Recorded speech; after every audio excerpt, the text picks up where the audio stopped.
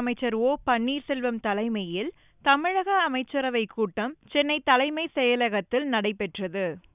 தமிழக முதல்வர் ஜெயலலிதா உடல்நலக் குறைவால் மருத்துவமனையில் சிகிச்சை பெற்று வருகிறார். இதனிடையே அவர் கவனித்து வந்த அரசு துறைகளின் பொறுப்புகள் நிதியமைச்சர் ஓ பன்னீர்செல்வத்திடம் ஒப்படைக்கப்பட்டது. அமைச்சரவை கூட்டங்களுக்கும் அவரே தலைமை வகிப்பார் என்றும் தெரிவிக்கப்பட்டது. இந்நிலையில் சென்னை தலைமை செயலகத்தில் ஓ பன்னீர்செல்வம் தலைமையில் அமைச்சரவை கூட்டம் நடைபெற்றது. இக்கூட்டத்தில் காவிரி நீர் விவகாரம் குறித்தும் உள்ளாட்சி அமைப்புகளுக்கு அதிகாரிகள் நியமனம் குறித்தும் விவாதிக்கப்பட்டதாக கூறப்படுகிறது. மேலும் மழைக்காலத்தை எதிர்கொள்ள தேவையான முன்னெச்சரிக்கை நடவடிக்கை குறித்தும் இக்கூட்டத்தில் பேசப்பட்டதாகவும் கூறப்படுகிறது.